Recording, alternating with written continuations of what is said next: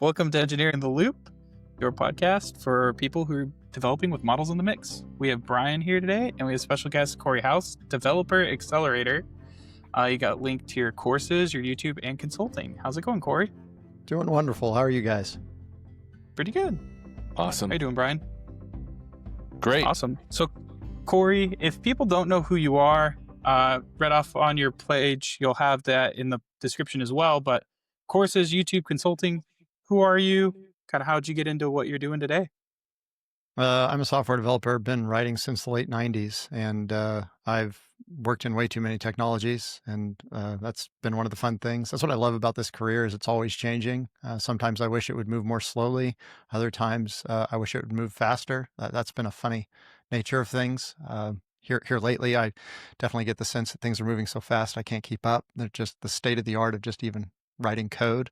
But my history has been all over the map. I'd say primarily I'd characterize myself as somebody that spent a lot of time in .NET and in JavaScript, and then just lots of things in those ecosystems in particular. And then for the last 7 years or so, I've been an independent consultant, which has been quite a roller coaster. Been a lot of fun. And what does independent consultant mean to you? Are you doing like stuff through a company, or do you do kind of like your own engagements? How does that kind of look for you? Well, according to my kids, it means I'm unemployed, which they think is funny. But in actuality, I do get paid now and then.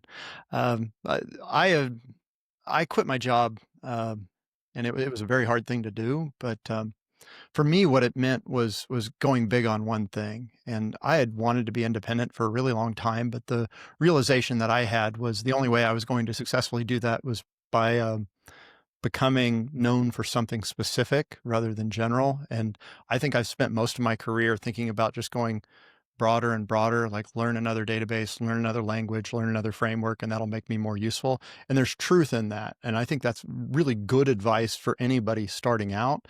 But I also think that there's a point where you go, more breadth isn't going to actually move the needle for me. I've got to decide how to brand myself in a way that I'm specific rather than general. So that's just what I did. And for me, I just went all in on React, and I went in on it the moment that it went open source. At that point, I started trying to build a reputation by speaking, by blogging, by writing courses, and by doing workshops at various places. So my whole idea was if I can be all the places that you might expect to see somebody that's good at React, maybe people will start to think of me as that guy. And it worked. It worked really well for a lot of years in a way that was a life changer. Nice. Yeah, and I think if people haven't heard of you, they probably just aren't big in the React world, because I think that's definitely your name gets brought up a lot in that space and in those circles.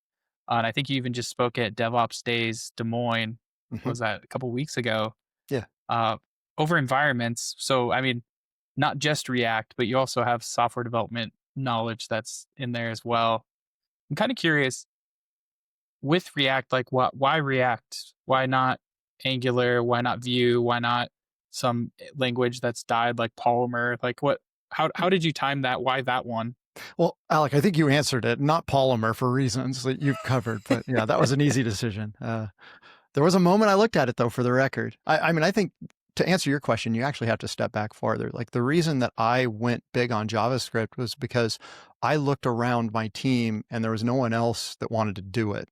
So I was on a team at the time with a bunch of .NET devs that were happy writing C#, and all of us were sort of grumbling about, okay, we also have to work over here in JavaScript because we've got this front end. And at the time we were working in jQuery.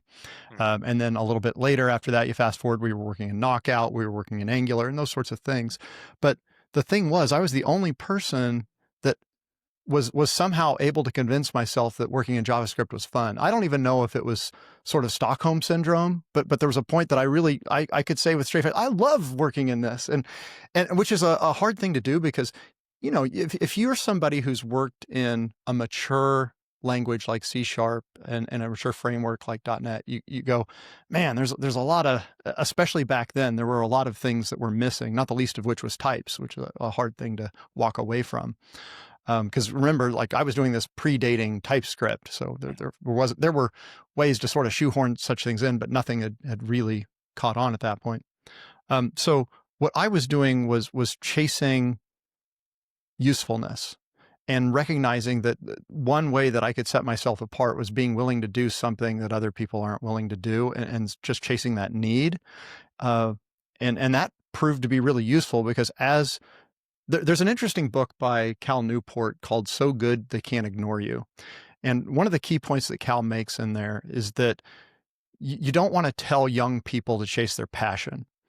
And the reason that he says that is chasing your passion is generally bad advice because it's really hard to know what you're going to be passionate about until you get good at it. And what actually happens is passion comes from expertise. And as we get good at something, we tend to become more passionate about it because it becomes part of our persona. It becomes something that makes our lives better.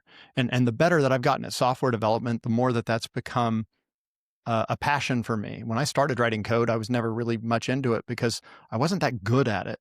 But the better that I've gotten, the more that it's become just part of how I see myself, and it sort of becomes its own reward. Like it really is nice feeling like you're good at something, even if that thing at first might not inherently seem interesting. So that was how it sort of came there. But ultimately, I mean, back to your question about why React, I was working in Knockout and Angular, and the moment that I saw React, it felt like a breath of fresh air. It just felt objectively superior to me. Now you fast forward to today, Angular's gotten way better. Vue is fantastic. Svelte is really good. Yes, React is fine too. And notice I'm not glowing here about React. I don't have any sort of misconceptions to think that React is the best, but I do think that it is very popular to this day for some concrete reasons. You fast forward today, though, I think ultimately you can build wonderful software with a lot of different tech. So you end up picking a technology, you get good at it to help people. But one thing that I really try to avoid is getting my identity wrapped up in this sort of thing. I have said it many times, like I am completely content to move to something else that I think is smarter for my career. It's just a tool. That's really interesting to me. Wow, there's a lot to unpack there, but basically you're saying, you looked for a need, you then find something you can do, you become passionate about it because you become an expert. As you become an expert, you learn more, you want to talk more about it. Now you can teach more about it. And then still now you're like, I've invested all this time in React, but if something better comes along, I'm moving that way. Yeah. Like, how do you get past? Because for me, like, maybe I'm old. I've been mentioning this a lot lately, but anyway, the idea of moving to something new becomes less and less, what's the word, attractive as I've gotten to this stage now. And as it's gotten to the point where now AI is starting to blow up everything that we know, like the idea of the ground is shifting underneath us and how do I move yet again as a technologist? So I'm curious, like, what is your way that you're just like, yeah, this is okay to invest another 10, I'm not, Malcolm Gladwell, 10,000 hours, but we don't have that many hours level unless you do it full time. Right. But, how do you focus and say, okay, it's okay that I can throw away everything that I know because I don't really want to spend all that extra time learning something new now. How do you get past that? I mean, what you're hitting on, Brian, is something that I struggle with to this day. I think there's a number of things that make things harder as you get older. One of the things that's been on my mind a lot is when you hit a certain age, this happens to everybody, you hit a certain age and the world changes and you feel like it's unnatural. And that's what I'm hitting right now. Like AI showing up for me feels really unnatural. And I'm having to basically fight against that urge to say, I'm not sure I like this change, because it doesn't matter whether I like this change. The world doesn't care. The world in the end wants somebody to add value. And if my only path forward is by embracing it, that's what I'll do. And that said, I do think, I'll be candid with you guys. Like I'm in a tough spot right now in my career because anytime that you go all in on something, it's a bit like going to the casino and you've been winning and you've been winning, but you know that at some point that winning streak will end. It's just the nature of life.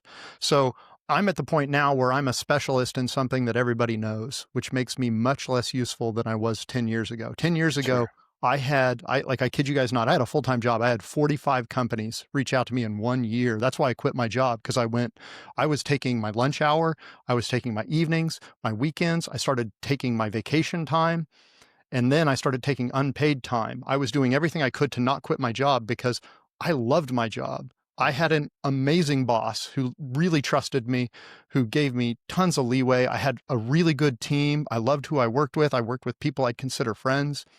And to leave that was a huge gut check. But there was a point where it was just dumb for me to not give it a shot and get out there. But back to this, like, you go big on one thing, and that has worked out really well for me. I don't regret it at all, but now I'm feeling the blowback of that, because now everybody looks at me like the React guy, which isn't that valuable anymore, especially in an era where AI can write React really well because it's so ubiquitous. So all these little things that I've learned, all the little nuances, all the little tips, for the most part, open up Claude, go pick Sonnet, run with it, and it's going to do most of the things I'd suggest now. It's figured that stuff out. So to a level. Yes. To a level. It is not and trust me, I just did an audit for a team last week, and it was, at the moment, it's 6 pages long. I'm still not done, but usually my audits are 6 to 12-ish pages of suggestions. So AI is not a magic wand to perfection here, but it is directionally headed toward eating up a lot of consultant specialization. So, I mean, it's a long answer to your question, Brian, but I frankly, I feel the same way you do. Like, how many more times can you start at the bottom of a mountain and climb it again? Yeah, it's really interesting, because like, you're the type of person that you get keynote speaking opportunities at conferences, and this is kind of like a perfect keynote topic in my mind. And like, how do we train people to adapt to change as they have been attacked? Like, I mean, I've got 20 some years of software development experience under my belt. You've got even more than that, Cory. Certainly, like, switching from VB6 to VB.NET was a huge thing, and it was painful, but I was young and I didn't care. I loved learning at that point. I still love learning, but I don't necessarily have the time that I used to have, and just like, got family and stuff, and it's hard to accommodate that. So like, how do we as a culture like say, okay, it's okay that it's going to change and shift out from underneath us? Because I mean, there are people saying that in 3 to 5 years, we're not going to have anybody writing code anymore. It's all going to be AI, and we're all going to need to have universal income because nobody's going to have a job because AI is going to automate all the things. At least that'll fix everything, though. What's that? That'll fix everything, though, right? Just here, everybody have some money, right? It's really that simple. Yeah. Here, everybody have some money, but then that just means everything will just become more expensive, right? Yes. Trust me, tongue planted firmly in cheek here. I have taken some econ classes in college, so yeah. Nice. But yeah, so like, what do we do? Like, how do we, I love what you said. You said, the world needs needs people who want to be willing to contribute, right? At the bottom line, you make a choice internally. You say, will I change with this, or will I put my foot in the sand and say I'm going to do something else and go start a restaurant or something? Because that thought crosses my mind about 3 times a day. I don't know if the restaurants play though, Brian. I mean, we should do a separate podcast about this, but let's talk. Yeah. Okay. Yeah. Well, I do ice cream shops. Then you can close them in the winter. See, the ice cream shop just closed in town here, and we really are out of restaurants. And so, like, I told my wife I was going to buy one, and she said that'd be fun for about 1 day. Anyway, I think it's super interesting the path you took, because I think I'm on kind of the other side of the career spectrum of you guys, like still early on, still like retirement isn't even like on my mind. Like, I'm just curious, like, because when I started, everybody told me, hey, don't specialize, because if you specialize too early, you could basically be driving your career off a cliff. And I don't know if that was just like they were telling you not to specialize in the wrong thing, because that would be terrible. But I think that's kind of how I learned Azure, though, is because I was in the same boat as you, Cory, of like, I was on a team of people.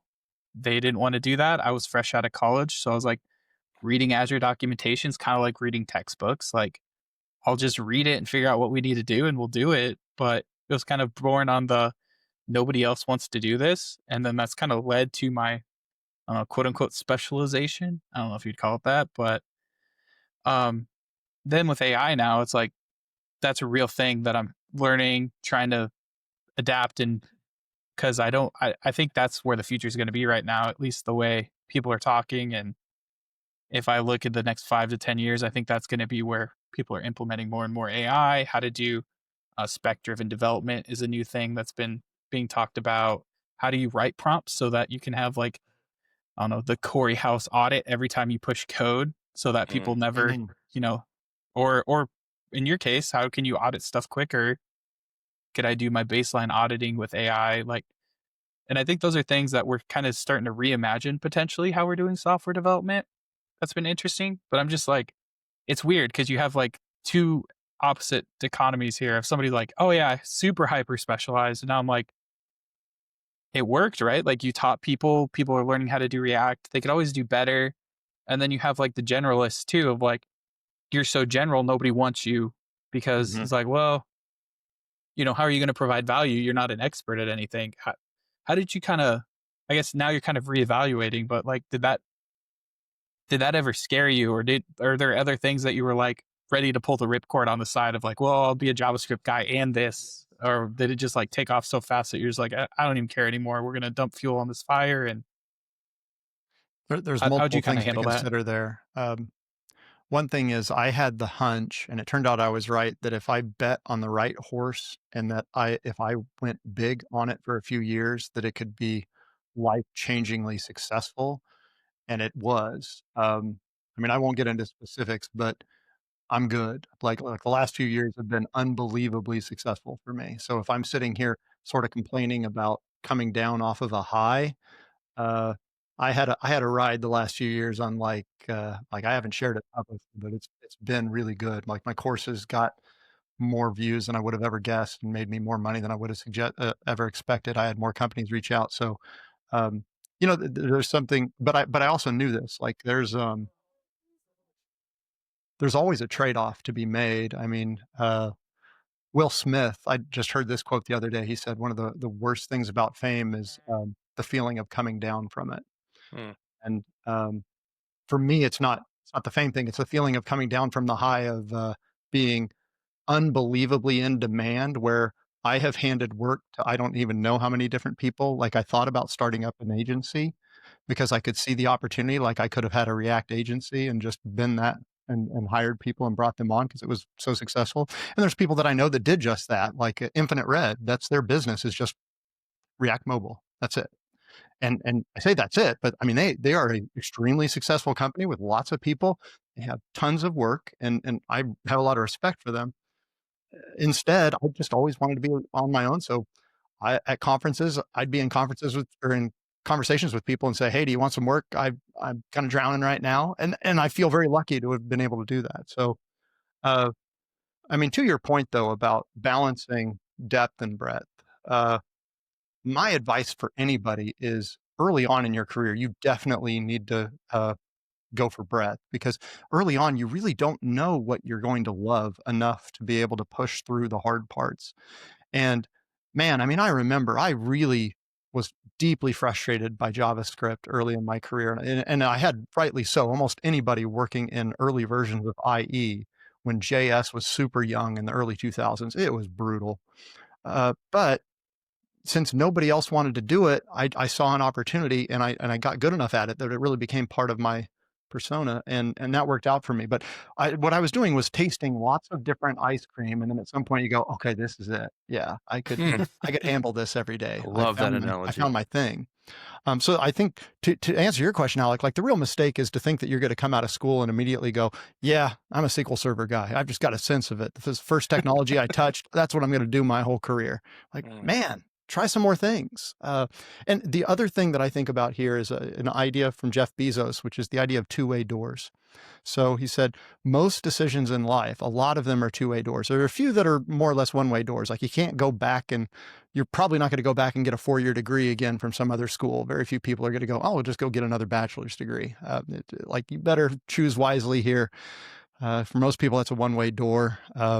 Obviously, the person that you marry, you can obviously get divorced and get remarried again, but man, that's a pretty huge decision. So those are the sorts of things that I think about very deeply. But in technology, picking up a technology and learning it for a while, it's very much two-way door.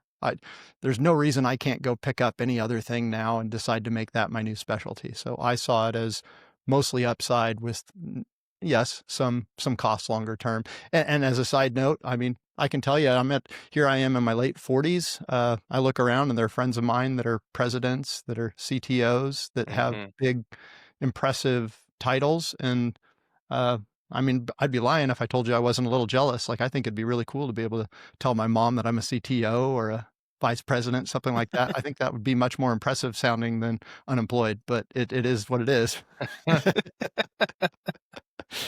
Well, that opportunity I'm might still present itself. Yeah. I'm curious, like, because you've kind of gone differently than I feel like a lot of people as they get older, they kind of do that path, like you said, of like they become the CTO or whatever. You're like, I'm going to stay in code. I'm going to keep learning a technology instead of just like, I don't know, you eventually get to a point where like you're looking at Excel spreadsheets a lot and doing more of like the finger in the wind to like technology decisions, right? Like, Yeah. oh, well, nobody's got fired for buying Microsoft or Amazon until maybe today, but they Nice timing there. so I'm just curious, like, was being deep in code something you were always striving for? Or did it just kind of happen to work out that way? Because I know a lot of people, like, I've heard from people like, I don't want to go management because I don't want to get out of code. I want to be a developer and always be close to code. And then you have some people like couldn't get out of it quick enough. I love the people side. How did you, was that something you always meant to do? Like just stay in code, or does it just happen chance? Well, your timing on this question is interesting because these days I've been asking myself that question a lot. I think I'm finally at the point that I would feel pretty comfortable moving more into a executive type role. There was quite a few years ago that I moved into management, and it was about a 1-year period, and it was the worst 1 year of my whole career. And at the time, I was convinced the reason I was miserable was because I was managing a team instead of being a principal engineer. So I went from being highly technical to I got my own office. I got a door, I got a name tag, and I felt like I'd arrived, but I couldn't write code. I couldn't get into the weeds because I was too busy staying at a higher level, trying to orchestrate everything and do the normal management roles, all the things that people hear. I mean, that whole career, or I should say that whole part of that whole position only lasted about a year, but it was definitely the worst experience of my career. And looking back, yes, part of it was because at least at the time I knew I wanted to stay technical, but I accepted that job because it was a $30,000 pay raise. And I knew that was why, because at first when it was offered to me, I wasn't interested. But then when he mentioned the money, I went, huh, actually, this sounds fun. And it's, well, having 30,000 extra dollars sounds fun. I knew that. But you know, it was painful. I mean, I remember the end of that was the only time in my career where I remember being on a conference call and cursing. That's not really my style. I'm a pretty chill for the most part, pretty even keel. But uh, I had my boss quit, and just coincidentally, his boss quit in the same week. So I found myself with 2 layers of management missing above me. So you had to go up to a vice president to find anybody to report to, and he was in another state and not available when somebody put me on a conference call, and for some reason thought that they had the rights to just take my 2 best people off my team. And he told me that in front of my 2 best people without any kind of heads up. I go, what? Like, what is going on? Like, so those sorts of things left me with a little scar tissue, because I recognize like those sorts of experiences are not, that's not necessarily normal. That's not a well-functioning company. That is a political mess. So these days I recognize I made a lot of mistakes. I was way younger back then. And I think over time you learn how to interact and how to think higher level. So a lot of lessons learned there.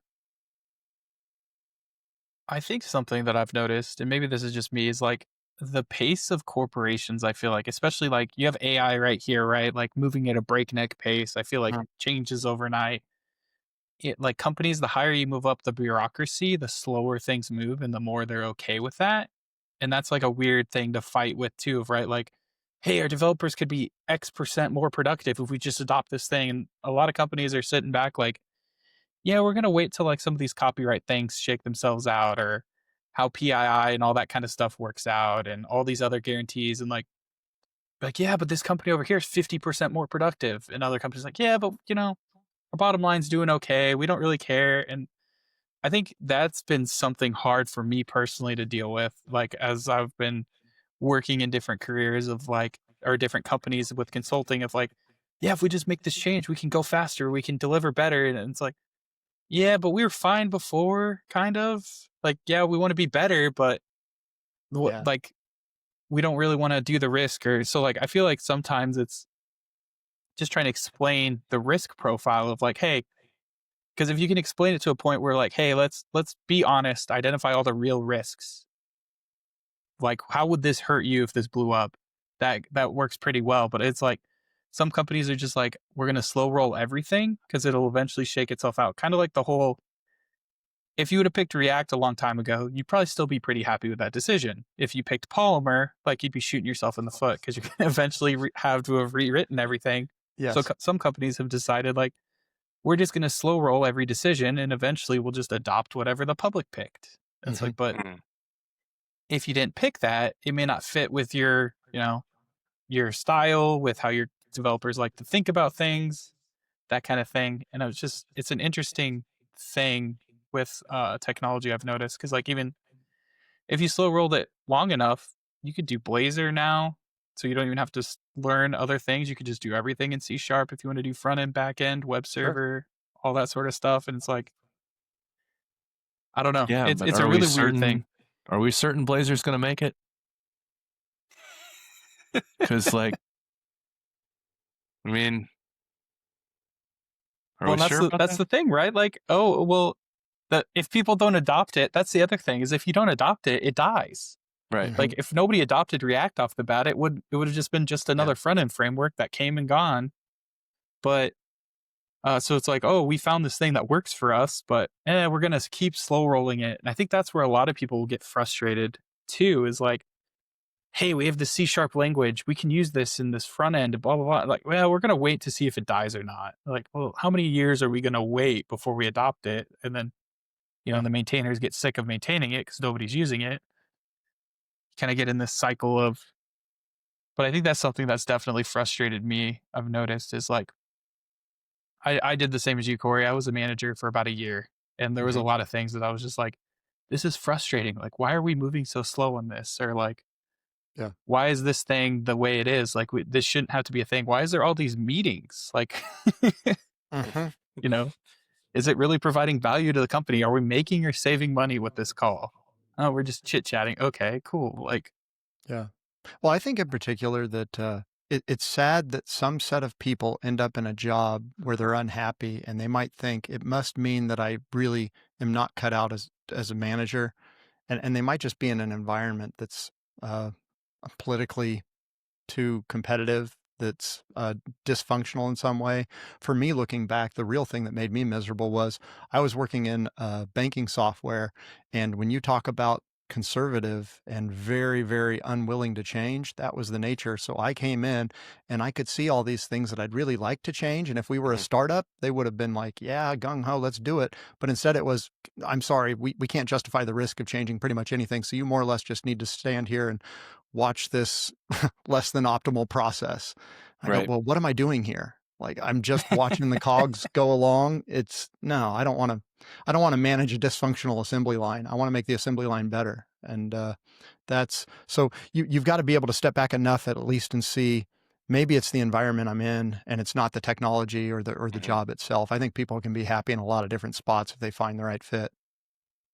And that's really interesting because I think one of the biggest frustrations in my career has been a very similar thing where I've been in an environment where I couldn't affect change and was told this is how we do it. This is our way, or you see a problem and without saying too much, just like something like you're constantly taking a phone call for a problem. It keeps breaking, but the organization won't let you fix it. because it's not on the schedule, right?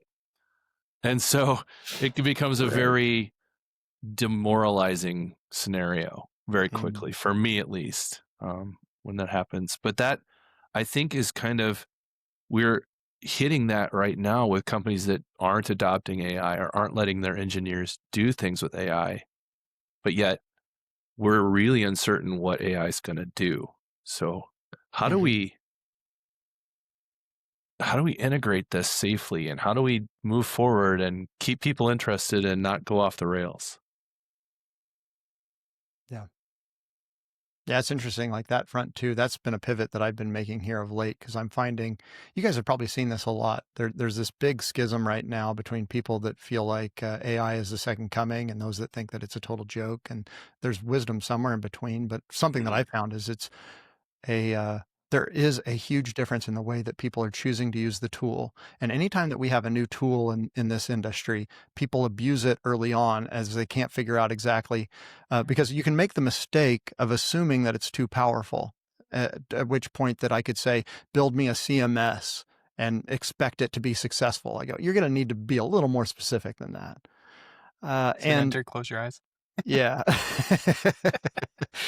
And I mean, the thing that, so I just did a 3-day workshop on AI, and it was interesting because the thing that I'm finding is it's not a technical aptitude issue. It's really a desire problem. There are a set of people that really just have no desire to actually dig into it. So you get everybody in the room and you start showing, like, come on, guys, like you can't ignore this for much longer, because it's becoming increasingly something that is part of your manager's evaluation of success. If we're paying for this tool and you're not using it, that's a problem, because we're convinced it's an accelerator. And in fact, like at the very beginning, Alec, you read off on my X bio, I put developer accelerator. That's something that I recently put in because I thought about, if I were to summarize what my real goal is and this year, like that's it. And to some degree, you could go all the way back through my career. Back when I was a principal engineer, that was effectively my job, was to try to lift all boats. And I loved it. Like, it's so much fun to come in each day and you go listen to what people are complaining about and then help them with those problems. And if every day we can be a little more successful and move toward higher quality and higher velocity and more continuous delivery and deployment and all these, like, that's just fun. And I want to point that out as a side note, man. I mean, although React's been my focus all these years, it's like a Trojan horse. That was the beginning of the conversation. And then once I'm in there, we're talking DevOps, we're talking testing, we're talking types, and you name it. It's just the beginning of a conversation with a company that wants to move faster and do better. I'm curious, that's a nice segue into, like,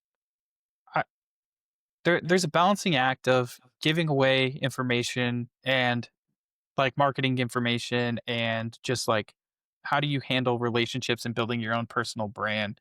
I'm kind of curious your thoughts there of, like, how'd you work that into, like, essentially a career, right? Like, you started blogging. I think Brian and I both blog. Like, I do it for fun. If it became a career or a Trojan horse, like your analogy, that's cool. But Yeah. like, how did you balance that with, like, you have courses that people pay for? Like, how did you, do the evaluation of, like, I could have probably just posted this all on YouTube, or did you post some of it? Did you, like, because that's one thing I balanced too, is, like, I had somebody tell me at one point, like, oh, just build a course and people will eventually come and pay for it. And I'm like, I don't have the recognition like you do, or like Brian does, or like other people. So it's like, I don't know if I build it, they will come. Like, how did you balance that versus, or Well, as was it far as even a plan at all? deciding what to give away free versus what to charge for is easy if you just decide to give it all away. And that's always been my idea. There's no idea that I go, okay, I'm going to keep that close to my vest and I'll only put it in a course. If you followed me on Twitter the last 10 years, you learned everything that I've taught in a course, because at some point I put it out on Twitter. And the value of that is huge, because effectively what's happening is I'm getting rapid feedback on my ideas, and I'm regularly having people call me names, and that's helpful. Like, if you really disagree with me, I want to find that out before I've hit record and put something up in my course. I don't want people paying for bad ideas. I want my ideas to be vetted, and I want them to represent the broader context too, because I only have my own context. So, and what you'll find is there's lots of people that are doing the sorts of things that I've been doing. Like Matt Pocock is somebody that I really respect, who's known for TypeScript, and he recorded a TypeScript course that, last I heard, had pulled in about $3.5 million. So he did very well for himself, and that's total TypeScript. So I have a lot of respect for him. But again, I followed him for years. I didn't take his course because I felt like I'd followed everything that he'd read or written or said, and I just couldn't imagine that there was much I hadn't heard yet. And given I just authored literally 12 hours of content on TypeScript on DomeTrain, 2 courses, a 7-hour course, a 5-hour course. So I'm not saying I know it all, but I feel like I've got a pretty dang good foundation in that area. And a lot of it, again, is ironically to his credit. He shared so much. And then he's not the only person, of course, that I follow, but there's a very simple principle of learning in public, and I love that principle. I think it was actually Jeff Atwood that coined the term as "do it in public," and it's not just learning in public, but it's he would log regularly, and he was always thinking about how can I share what I'm learning every day, and sort of thinking about your job like show and tell. And that's how I always have something to talk about at conferences, because it's effectively show and tell from what I've learned from my last few client engagements. So, okay, that's awesome, because I feel the same way. Like, I don't have anything good to talk about if I haven't done something with it, right? Yeah. But we're now kind of back to Alex's question, how do you decide what to give away and what not to give away? You worked with a client and you've just done a proprietary thing for them. They paid you a lot of money to do that proprietary thing for them, and you're going to go to a conference and tell everybody else how to do it? Like, how does that work? Well, when you say proprietary thing, very few things are actually proprietary. Like I'm not showing their code. Right. You imagine, in the end, we used a set of technologies and patterns and practices that they don't own. Sure. Okay, we use the repository pattern here. We use a singleton here. We happened to come over here and we did. Right. So what I'm looking for is the generalizable lessons that are going to apply to anybody that's working in software development. And people are coming across that every day, whatever it may be. I mean, right now, what's going to happen is I'm working with teams, and yes, we happen to be often working in React, but what I'm actually paying attention to is how are we working in React and AI? Because I want to talk about AI at conferences, since that's what everybody is fixated on. Right. So I take my real world experience in React, and I don't have to share anything about what they did, because frankly, nobody cares what we did in React. Nobody cares what domain we were in. They want to know, how did you guys leverage AI to be really effective, to accelerate development, that sort of thing. I mean, I literally just 2 days ago, I was at a conference, and there was a session where somebody shared they wrote the same application. They gave it to 2 different teams. One team used AI and one didn't. And then they measured the results of their outcome. And it was fascinating. And this wasn't just a ticket. This was a whole set of features that took hundreds of hours to build. So they decided to throw that level of money at it and then see where they landed. The long story short is, not surprisingly, the AI team was significantly faster usually, and they were occasionally a little bit slower. So you go, okay, well, that sort of jives with my expectations. But those sorts of things are fascinating. Is yes, we're over here doing a bunch of minutia, and I can't share your business secrets, but I can take the high level ideas and share them with others. That's super interesting. I think this also, I'll have to find the study. There was a Stanford study where they did all the big tech companies. There was a few of them that they'd measure, and it was kind of came to the same conclusion. I think it was like senior developers or above were at least like 5 to 10% more productive when you counted in, additional bugs, additional defects, all that sort of stuff. It was still a 5 to 10% positive gain. Junior developers were something like 30 to 50% more productive. And then you just extrapolate that over a whole team, right? Like maybe you have more seniors or whatever. A junior developer isn't as productive as a senior typically. So it's like, okay, well, but I think the sounding board is the same. It's that they're always 5% more productive, 10% more productive. And it's super interesting as more and more studies come out. Even the people who are saying like, AI is a waste of time. You guys are stupid. I'll always have a job because I'll be fixing your AI slop. Like, I I think the research is coming to prove like it's fun to be the contrarian. It's fun to get clicks because of that. But I think it's starting to show that assuming we can get like the power under control, all that sort of stuff, and the data centers, like AI as a tool seems to be increasing productivity across the board in every study. Like I haven't seen anyone yet, and somebody can fact check me and post a study if they see it. I haven't seen one that says developers are worse. It's either minimal increase or better. And when your resource is in the 6-figure range, because that's typically like where a senior developer is, give or take a little bit. Yep. $10, $20, $30 a month for a 2 to 3 to 5% increase is a lot of money that you didn't have before. Even that expensive Claude, I've heard so many of what I would say my most respected developer friends say that the price tag is completely worth it to know that, okay, this is a thing. This is a real thing here. We need to consider. I'm also just curious how long, I've heard a number of people pointing out that we might be in this little phase where we can do cheap experimentation. Longer term, that $200 for basically, I mean, I've seen examples of people that are on the $200 plan that have used over $10,000 in tokens. So it's just being heavily subsidized. Like you can get away with way more. Sure. So that is probably a short-term situation. Now Agreed. The nature of tech, usually things get more efficient over time. We're seeing models that are getting faster and tokens that token limits getting higher. So there's all sorts of innovation going on. But I do sort of have this nervous feeling that I better experiment now while it's cheap. Absolutely. And I think you've hit on something that's really important that I think we need to get out there is like, do it now because it is cheap. It's being subsidized. It is going to stop being subsidized at some point. But also, like, the more you can position yourself to know the right way to write those prompts, the better you will be when it isn't subsidized. And you do have to care about, well, I'm actually using $10,000 worth of tokens.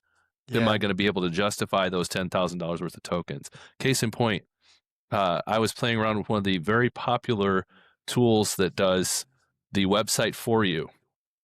And I'm on the free plan, and I asked it to make this website. And I went through, I think I was on iteration 20 or 21. I had never even gotten the site to be able to get me logged in. Like 90% of the builds that it gave me were broken and wouldn't compile and run. And I got to the point where I was like, it showed the login screen, and then I hit the login and it wouldn't log me in. And now it was supposed to have configured all the database and all the things for me. And me being a guy who likes to be in the weeds, I'm like, I don't trust any of this. How could I ever trust that any of this is going to work? And then to see it not work. But to wrap that up into this nice little succinct point, part of the problem is, all the way back to what you said, Cory, earlier, that AI can't do everything. Like, it's not this all-powerful, all-knowing thing. And when you say, build me this website that has all these features, it's not going to work, at least not well. So it's better to like break that. I think had I broke that into smaller problems, I said, let's start with this piece of it. Yeah. We get it working and then move forward. And I think that's the kind of thing you can only learn by experimenting. Yeah. Yeah. You'll learn through failure. Yeah. And that's what you're describing there. Like that didn't work. That didn't work. Okay. Let's iterate. Okay. I want to make another observation here. Cory, I'm assuming I'm going to try to name a book that Cory House hasn't read. And I'm going to guarantee I won't. Mindset, Carol Dweck. Oh, I love that book. Yeah. So everything that you've said in this, when we go back to the very first question I had from you about how do you deal with change, how do you wrap this up? Like, speaking with you through this, like, it is very clear to me that you have an intensely growth mindset outlook on almost everything versus me, I have an intensely perfectionist fixed mindset look on everything, which is why when I get back down to the whole question I had was, how do I justify learning another thing and giving up all this time to learn it? That's the difference, right? The growth mindset versus the fixed mindset. I have a fixed mindset that if it doesn't work right now, I get really angry. So I am swearing at AI, like you were swearing at your upper management all the time. Well, maybe we could go to anger management together, Brian. This could be fun. That'd be awesome. We'll get a group discount. I'll sing I feel pretty in the middle of the bridge on the freeway. Yeah. See, this is the other thing. Cory and I have a lot of movie conversations at different conferences we hit. So that's true. Yeah. Anyway, a little bit of insight to the. If you ever want to talk to Cory and I at a conference, just come up and start quoting movies. You'll be in like Flynn. Yeah. I mean, back to that point about mindset, man. I appreciate what you said. That was very kind to you. But frankly, until I'd read that book, there were a whole set of things that I saw that were pretty much fixed for me. Like I thought I'll never be funny. I can't be funny. And I thought I'll never be comfortable on stage, like those sorts of things. Like you get out there and you do it. Like sometimes you just got to choose between hiding from your fears or chasing them. And I just chose to chase them. And that's made all the difference for me. I mean, there were some hard times, but you get through them by continuing to try. That's awesome. And here's the other thing, like hiding from them, you're not guaranteed you're going to be better off by hiding from them. Like, so I think some of it, okay, let's go back to starting the restaurant. Starting a restaurant seems like a very scary thing, a very risky thing, right? But hiding from it is like, well, you don't have a restaurant still, but maybe the tech thing doesn't figure out either. And now what are you going to do, right? Had you started the restaurant, perhaps you'd still have an income. Or you'd specialize in React and make, nice career choices for your life. So I got a question. Maybe like Cory House 5 years from now, where are you? What are you doing? Any idea? Brian, like your timing for this is, I probably have less of an idea now than I ever do. Like your joke about the restaurant thing. Mm-hmm. I have friends that have left tech. A friend of mine here in town left tech and is now farming. And I know that's sort of a joke. There's a set of people that have done that, but he literally is. And he lives very near me and has a fair amount of land and selling raw milk and raisin coats and all this. And there's a part of me that really admires people that can have multiple careers. And I think what I admire about it is exactly what you were getting at, Brian, is like you get to a certain point and you go, man, the thought of starting over just sounds impossible. Because like I'm sitting here, I've got a bookshelf. You guys can't see it, but if you guys saw my bookshelf and if I said, here's the path to get where I am, you need to read all these books, very few people would be willing to read them. Because these are just the tech geeky books that I read, but that's not the whole thing either. It's like all this other stuff. Like you've got to find this thing that you love enough. And I've got to think there's other things out there that I would resonate with, but it is, it's really hard to walk away from something that has been so good to you. And I feel very lucky that I have Slack. I could potentially try those things. For now, I think that the most likely future for me is to stay independent and to follow my usefulness, which for the moment is AI. That's what you're going to see me talking about at conferences now. I've stopped submitting anything related to React. I still do work in this area. Those are my clients, but I'm skating where the puck's headed. And I'll be happy to pivot off of that. Maybe AI is going to be like NFTs. Maybe here in a few months, we'll find out none of this was actually true. There's actually just people behind the scenes writing code really fast. If that's true, then, we'll move to something else. Like Amazon's AI grocery store. Yeah. So now I have to say this because I just read something the other day that was like every generation gets their one boom, right? So I'm Gen X. They said your one boom was crypto. You missed the boat if you didn't buy Bitcoin right away, right? And they said, now you're the newest generation right now, whatever you want to call yourself, your boom is AI, right? But what if you thought NFT was your next boom? Oh, that hurts. Yeah. Sorry. So I don't think AI is going to go away like NFT. No, I don't either. I say that it's a fun contrast there because there's actually something here. I mean, and maybe a more fair place would be like you think about crypto and blockchain and how overblown everybody was talking about how they had to put blockchain in their app. And it turns out in the end, blockchain is genuinely useful. It's just not near as broadly useful as everybody painted it for a little while. So that may happen with AI too. We may find that once you actually look at the economics of this and you get enough studies out here that maybe it's just not as big a deal as we all think. And frankly, there's a part of me that would be relieved to hear that. because if this directionally goes to the point that we don't need developers, I would honestly be really sad about it, because I go, man, like that's my whole I have so many friends through software development. Like this is, as I've gotten older, just that's my social circle. I just feel a real kinship with fellow developers, and that's why I'm at conferences all the time. So I'd have to find some new outlet that way. I know that's sort of a funny way to worry about it, but there is something there. And I think, in the end, most people would say that it's crazy to worry about that level of repercussions here, but you never know. Interesting. I think we're getting close to about time. Is there any last minute plug or last minute thought you want to leave everybody with, Cory? So for most of my life, I've had a very short mantra, which is be useful. And that I still believe. But I also recognize just here lately that you can overdo that.